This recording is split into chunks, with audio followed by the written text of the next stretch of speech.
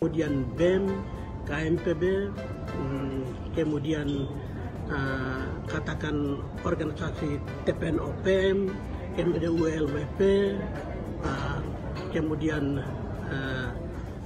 semua pihak orang Papua punya organisasi ada di mana-mana sebagai orang Papua memberikan masukan, saran kepada implementasi otonomi khusus supaya Papua ke depan lebih baik seperti apa ya menurut mereka bisa menyampaikan kepada Majelis Rakyat Papua dan Dewan Perwakilan Rakyat Papua di dalam mekanisme yang akan disiapkan oleh MRP dan DPRP dalam rangka kita evaluasi pelaksanaan 20 tahun otonomi khusus di tanah Papua.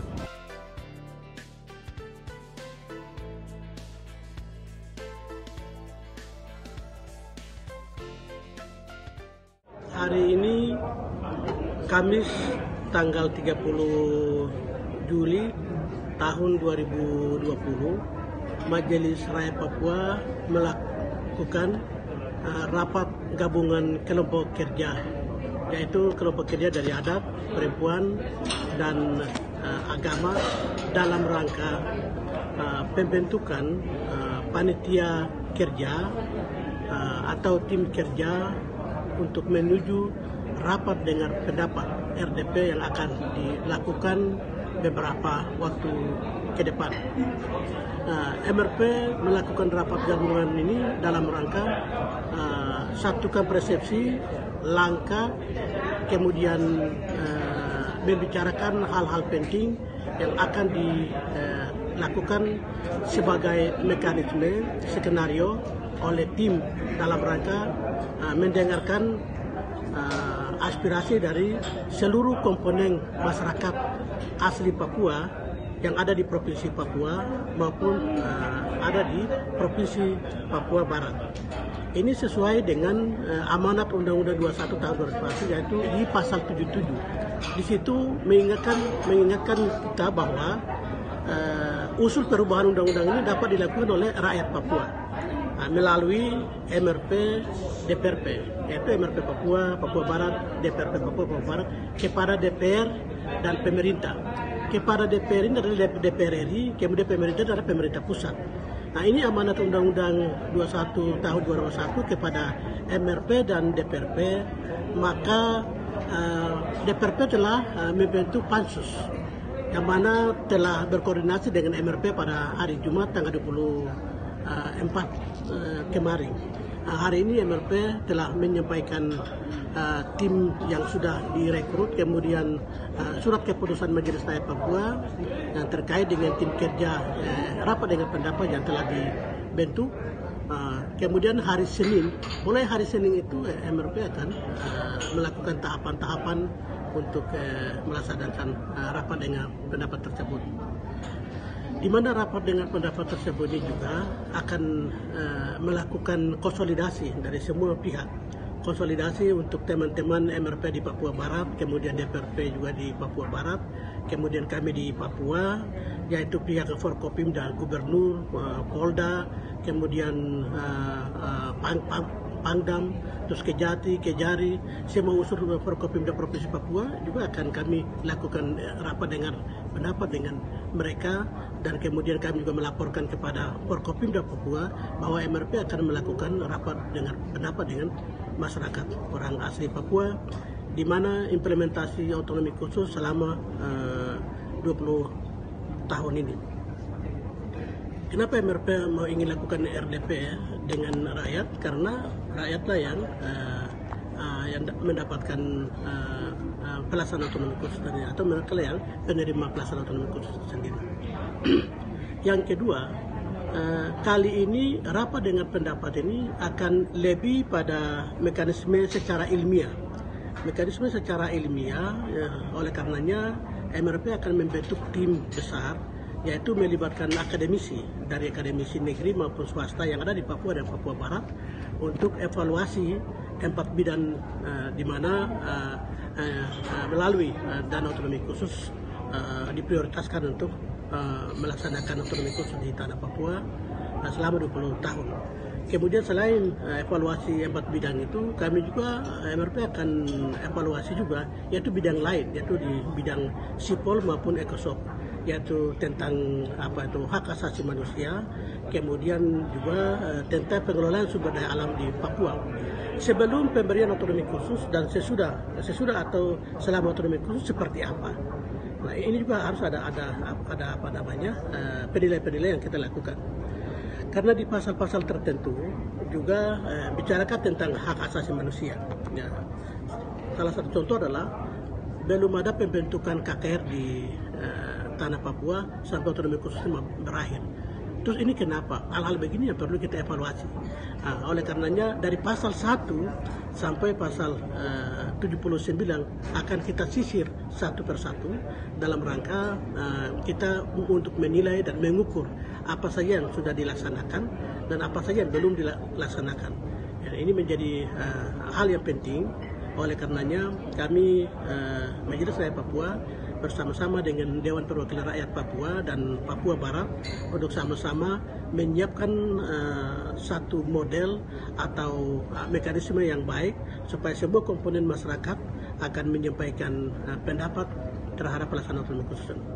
Yang saya maksud dengan komponen adalah pertama, katakan dari tokoh agama, tokoh adat, tokoh perempuan, dan tokoh pemuda. Tokoh adat itu selain LMA, kemudian DAP, terus masyarakat perempuan juga, kemudian pemuda. Pemuda ini OKP nasional maupun OKP lokal. Juga kami akan mendapatkan keinginan mereka seperti apa tentang otonomi khusus. Kemudian BEM, KMPB, kemudian katakan organisasi TPNOPM, kemudian ULMP, kemudian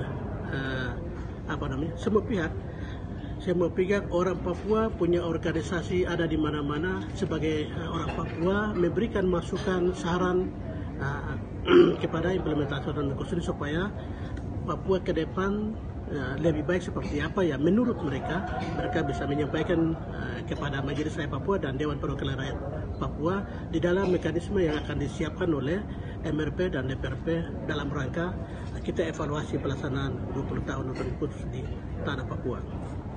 Ya, mekanisme evaluasi yang digagas atau disiapkan oleh Majelis Rakyat Papua dan Dewan Perwakilan Rakyat Papua adalah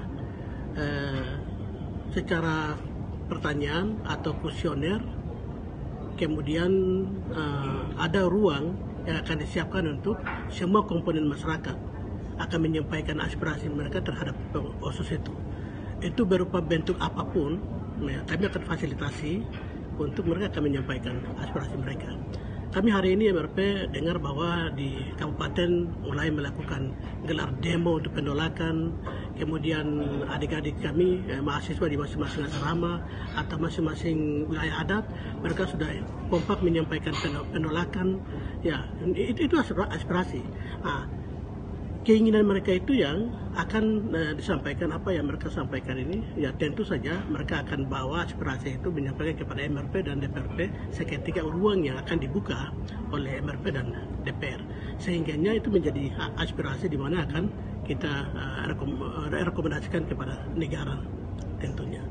Mekanisme seperti apa yang kami lakukan? Karena di dalam pasal 77 jelas akan melaksanakan evaluasi itu sesuai dengan undang-undang yang berlaku. Oleh karenanya aspirasi semua komponen masyarakat orang asli Papua akan dicatat, direkam oleh Majelis Rakyat Papua. Kemudian kami akan pleno. Setelah kami pleno sampaikan kepada DPRP. DPRP tentu akan paripurna itu aspirasi itu dan kita sampaikan kepada DPR dan pemerintah.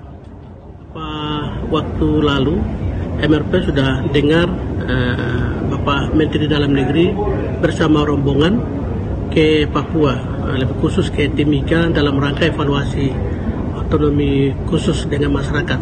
Kami MRP sampai hari ini tidak tahu evaluasi otonomi khusus dalam bentuk apa, terus dengan siapa di Timika.